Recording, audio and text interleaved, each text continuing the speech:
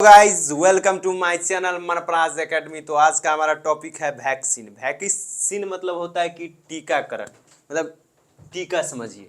Vaccine का मतलब टीका होता है। अब वो मांग वाला टीका नहीं होता है, मतलब टीका मतलब एक डिजीज से बचने के लिए एक मतलब लिक्विड टाइप का आता है जो कि वैक्सीन कहलाता है, जो कि हम लोग को बचाता है।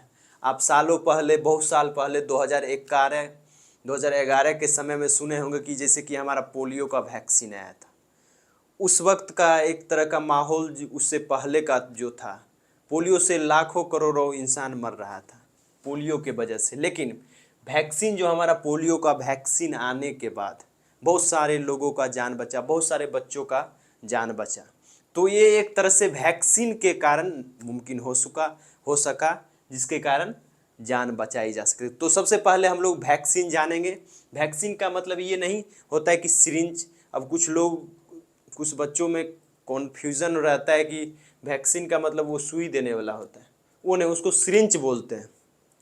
और वैक्सीन जो होता है एक तरह से समझ लीजिए वो दवाई है जो डिजीज से प्रिवेंट करता है, और उसमें भी ये पहले डिजीज होने से पहले प्रिवेंट करता है, ना कि डिजीज होने के बाद दिया जाता है। ऐसा नहीं है, डिजीज होने से पहले दिया जाता है। तो सबसे पहले इसका डिफिनीशन, परिभाषा देख लेते हैं वैक्सीन का क्या है। Vaccine is a immuno biological preparation that provides a specific protection and against A given disease. समझिए इस बात को। इम्यूनो से है, इम्यूनो का मतलब है हमारा जो इम्यूनिटी बढ़ाता है।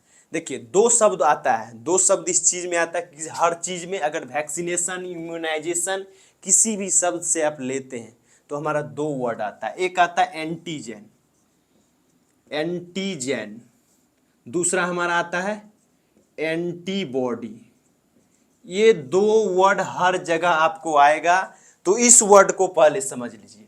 एंटीजन का मतलब है कोई भी इन्फेक्शन जो हमारे शरीर के अंदर इन करेगा या इन किया जाएगा, मतलब कि वो एंटीजन होगा जो हमारे शरीर के लिए हानिकारक होगा। और दूसरा हमारा एंटीबॉडी जो उसके अगेंस्ट, इसके अगेंस्ट जो एंटीबॉडी बनाएगा। अगेंस्ट भी किसके अगेंस्ट? एंटीजन के अगेंस्ट हमारा एंटीबॉडी बनता है, ऑटोमेटिक बनता है, या शरीर से या बाहर से दिया जाता है एंटीबॉडी को। तो इस चीज को समझिए, इतना सा मतलब समझ लीजिए कि आपका दोस्त आपको एक झापर मारा, आप उसको दो झापर मार दिए, और दो झापर मार दिए तो वो हो गया एंटीबॉडी, जो करारा जवाब, किसको? एंटीजन को करारा जवाब देने के लिए अपने दोस्त को दो झापर मारिए, आपका दोस्त एंटीजन है, आप एंटीबॉडी। इतना समझ लीजिए। उसके बाद हम इस बात से समझते हैं जैसे कि इम्यूनो से और बायोलॉजिकल प्रिपरेशन है।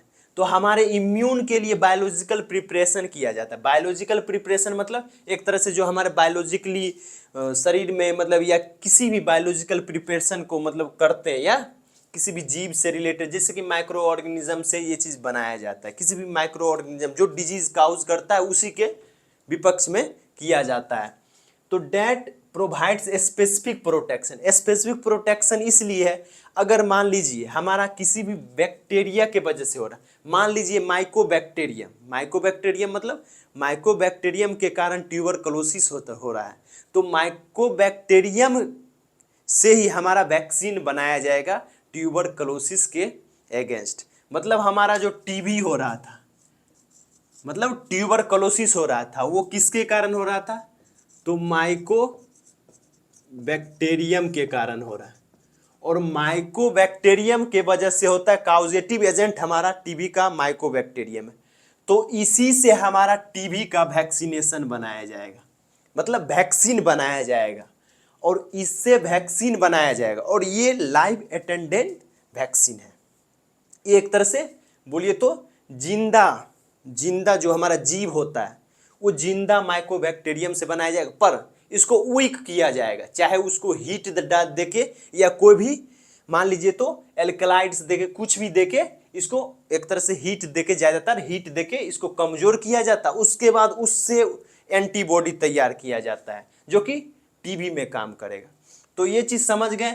जो हमारा वैक्सीन होता है वो बायोलॉजिकल प्रिपरेशन से बनता है, लेबोरेटरी जो कंडीशन होता है, हमारे लेबोरेटरी जो ये वर्क होता है वो बायोलॉजिकल कंडीशन के माध्यम से किसी भी एक बैक्टीरिया हो, वायरस हो, जिस चीज़ का है हमारा डिजीज, उसी जीव को लिया जाएगा, माइक्रो ऑर्गेनिज्म को लिया जाएगा, सूक्ष्म जीव को लिया जाएगा और उसी से फिर बनाया जाएगा हमारा वैक्सीन, चाहे वो जिंदा हो या मरा। तो हमारा ये चीज़ टाइप्स पढ़ेंगे तब हमको पता चले। और ये वैक्सीन क्या, सीधा इतना मीनिंग समझ लीजिए, प्रोटेक्शन अगेंस्ट गिवन डिजीज। जो डिजीज होता है उस डिजीज से बचने के लिए, उससे प्रोटेक्शन कराने के लिए हम लोग टीका लेते हैं, ओके, और उससे टीका बनता है। तो इसका टाइप्स देखेंगे। टाइप्स में हमारा लाइव अटेंडेंट वैक्सीन है, और किल्ड वैक्सीन मतलब इनएक्टिवेटेड वैक्सीन, दूसरा टॉक्सॉइड वैक्सीन, तीसरा हमारा सब यूनिट या रिकॉम्बिनेट वैक्सीन या कंजुकेटेड वैक्सीन या एमआरएनए वैक्सीन या वेक्टर बेस्ड वैक्सीन। तो इतना सारा टाइप है, लेकिन हम लोग को 3 ज़्यादा ध्यान देना है। आप लोग देखिए, ये सब याद ना रहे तो ना रहे, लेकिन 3 ज़्यादा जरूरी याद करना, और इसका कोल्ड चेन, स्टोरेज, हैंडलिंग ये जरूर पढ़िएगा। तो सबसे पहला हमारा ये 3 जो है ये मेन है, ये 3 मेन है, लेकिन ये भी जरूरी है, लेकिन थोड़ा ये डीप में चला जाता है, पर ये 3 जो होता है ये पढ़ना बहुत आवश्यक है। तो सबसे पहले लाइव अटेंडेंट वैक्सीन जो है कॉन्टेन वीक जर्म्स। कॉन्टेन मतलब ये जर्म्स को वीक जर्म्स से बनता है। वीक जर्म्स मतलब हम बताए थे आपको माइकोबैक्टीरियम, जैसे हमारा ट्यूबरकुलोसिस हो रहा था तो हम माइकोबैक्टीरियम को लिए हमारा मान लीजिए उसको लिए और उसको वीक करेंगे, वीक करके उसको हॉट मतलब किसी भी हॉट की वजह से या किसी एल्कोलाइड्स अल्कोहल्स के वजह से उसको वीक कर देंगे। अब उससे हम लोग वैक्सीन बनाएंगे और वैक्सीन बना के किसी भी मतलब शरीर में इंजेक्ट कर देते हैं, डाल देते हैं, और वहाँ पर वो अब एंटीबॉडी बनते रहेगा।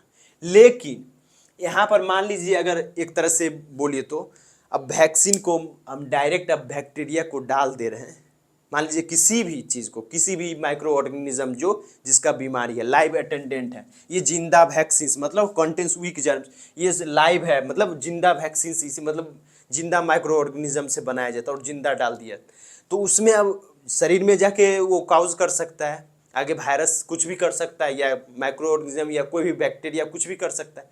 लेकिन इसमें ऐसा नहीं होता, उसको वीक कर दिया जाता है, उस माइक्रो ऑर्गेनिज्म को वीक कर दिया जाता है, अब उससे तैयार किया जाएगा ताकि वो आगे जाके शरीर में कोई भी पैथोजेंस है किसी भी तरह का है वो तो आगे जाके हमारा डिजीज कॉज ना करे, वो डिजीज के लिए अनएबल हो जाता है, उस एबिलिटी अपना खो देता है। इसमें एग्जांपल में हमारा बीसीजी हमारा ट्यूबरकुलोसिस का एक तरह से वैक्सीन है। क्या है? ट्यूबरकुलोसिस का वैक्सीन है बीसीजी। उसके बाद हमारा आता है एमएमआर होता है मीजल्स, मम्प्स, रूबेला, ये तीनों का वैक्सीन होता है। उसके बाद ओपीवी मतलब जैसे कि ओरल पोलियो का होता है। उसके बाद हमारा आता है किल्ड इनएक्टिव, ये एग्जांपल देख लिए, इसका है लाइव अटेंडेंट वैक्सीन का, और ये वीक जर्म से बन रहा था। उसके बाद हमारा आता है किल्ड इनएक्टिव वैक्सीन। किल्ड मतलब मरा हुआ जर्म्स, कंटेंट डेड जर्म्स, जो पहले जर्म्स को मार दिया जाएगा उसके बाद उससे बनाया जाएगा, जैसे कि हमारा रेबीज बन रहा है और उसके बाद आईपीवी बन रहा है, तो ये भी। उसके बाद toxoid vaccine made from inactive toxins, मतलब किसी भी जीव को लिया जाएगा और उसके टॉक्सिन्स को लिया जाएगा और उसके टॉक्सिन्स को इनएक्टिव कर दिया जाएगा, जैसे कि बैक्टीरिया लिया जाएगा और बैक्टीरिया से उसका जो टॉक्सिन्स है लिया जाएगा और टॉक्सिन को इनएक्टिव करके बनाया जाएगा, जैसे कि डिप्थेरिया और टिटनस। आप लोग अच्छे तरह से जान रहे डिप्थेरिया और टेटनस के बारे में, इसका लेक्चर हम लोग पहले ही बना चुके हैं, चाहे वो हमारा बीसीजी हो, टीबी हो, कुछ भी हो, सब पर लेक्चर बन चुका है। आप लोग पहले जाके देख सकते हैं, देखते नहीं है तो पहले देखिए वो सब। तो ये सब जो भी डिजीज कंडीशन है सारा आपको पता होगा, आप अगर हर वीडियो मेरा देखिएगा तो उसके बाद हमारा आता है सब यूनिट रिकॉम्बिनेट वैक्सीन्स। सब यूनिट मतलब रिकॉम्बिनेट वैक्सीन्स, इसका मतलब दो नाम है इसका। उसके बाद ये किससे बन रहा है? Contain only A part of the germ, मतलब किसी भी जर्म्स का पार्ट लिया जाएगा और उससे बनाया जाएगा, तो वो हो जाएगा सब यूनिट या रिकॉम्बिनेंट वैक्सीन। जैसे कि हमारा हेपेटाइटिस बी और एचपीवी, मतलब ह्यूमन पेपिलोमो वायरस। उसके बाद हमारा आता है कंजुकेटेड वैक्सीन। कंजुकेटेड वैक्सीन मतलब weak antigen plus protein carrier को मिला दिया जाएगा। वीक एंटीजन लिया जाएगा, उसमें प्रोटीन कैरियर को मिला के, प्रोटीन मिला के तब उससे बनाया जाएगा। जैसे कि निमोनिया कोकोल, निमोकोकल हमारा आता है, ये जो हमारा आता है, ये पूरा यहाँ वर्ड इसका लिखने में थोड़ा दिक्कत हुआ था इसलिए यहाँ पर लिख दिया। तो ये पूरा नाम है निमोकोकल, पूरा एक ही साथ है, नहीं दोनों अलग अलग आप लोग समझ जाएगा, ऐसा नहीं है। ये सब ये नीचे लिखा हुआ है, दोनों एक साथ जोड़कर लिखा बोलिएगा आप लोग या लिखिएगा, निमोकोकल होता है। और इसके बाद अगला आता है हमारा mRNA। mRNA वैक्सीन क्या होता है? जेनेटिक कोड फॉर एंटीजन, मतलब जो भी एक तरह से जेनेटिक से हो लिया जाता है। जैसे कि किसी भी जेनेटिक से का कोड्स लिया जाएगा और उसके बाद उसके ऊपर एंटीजन बनाया जाएगा। तो उसी में है किसी भी एंटीजन का जेनेटिक कोड लेके बनाया जाएगा। जैसे कि आप मान लीजिए हम किसी भी जेनेटिक्स का छोटा सा पार्ट लेंगे, छोटा सा पार्ट लेंगे और उसको, उस एंटीजन को हम शरीर के अंदर भेज देंगे, डाल देंगे, और वो शरीर अब एंटीबॉडी बनाना शुरू कर देगा, उसको मेमोराइज कर लेगा, उसको याद कर लेगा। अब उसको याद कर लिया तो वो क्या लेगा लंबे समय, अब फिर वो कभी भी हमारे शरीर में, कभी भी जीवन में कभी अगर होता है तो फिर वो अपना एंटीबॉडी बना देगा हमारा शरीर, तो नहीं होगा। तो इसमें क्या होता है कि जेनेटिक कोड को लिया जाता है और हल्का सा थोड़ा सा उसमें मान लीजिए उससे बनाया जाता है जेनेटिक कोड लेके एंटीजन, और एंटीजन को डाल दिया जाता है। बस शरीर थोड़ा सा दिया जाता है तो हमारा शरीर एंटीबॉडी उस वक्त बना लेता है और उतना मतलब लड़ लेता है। और उसके बाद अब फिर कभी डिजीज वो कंडीशन देखने को मिलेगा तो ये हमारा एंटीबॉडी याद कर लिया है तो हमारा शरीर तुरंत बना लेगा उसके ऊपर एंटीबॉडी। तो इसमें एग्जाम्पल में आता है मोडर्ना और उसके बाद फिजर। उसके बाद हमारा आता है vector based vaccine. Vector based vaccine जो होता है कि हार्मलेस वायरस कैरियर्स एंटीजन है, मतलब हार्मलेस वायरस कैरियर्स एंटीजन है, मतलब एक तरह से किसी भी जो हमारा वायरस है उसको लिया जाएगा और शरीर में भेज दिया जाएगा और उसके बाद वो एंटीजन हमारा तैयार। जैसे कि एग्जांपल में हमारा कोविशील्ड, मतलब हार्मलेस, मतलब जो हमारा वायरस है वो किसी भी तरह से हमारे लिए हानिकारक नहीं है, उससे लिया गया एंटीजन, उसके बाद एंटीबॉडी हमारा शरीर ऑटोमेटिक। ये एंटीजन डायरेक्ट डालेंगे, एंटीजन मान लीजिए हल्का सा डालेंगे, ज़्यादा अगर डालें तो शरीर पर असर कर सकता है। तो उसमें होता है वो एक तरह से लेबोरेटरी टेक्निक्स है, कंडीशन है, ये उस टाइम उसको लैब जब पढ़ेंगे उसके बारे में, तब लेबोरेटरी के बारे में पढ़ेंगे तब वो चीज़ बताएंगे अच्छी ढंग से। तो उसके बाद हमारा आता है स्टोरेज एंड हैंडलिंग।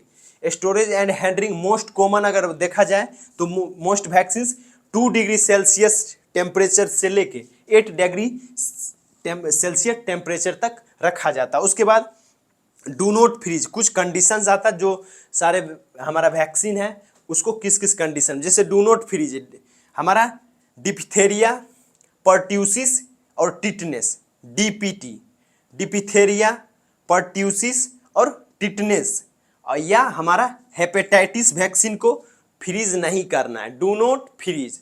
उसके बाद हीट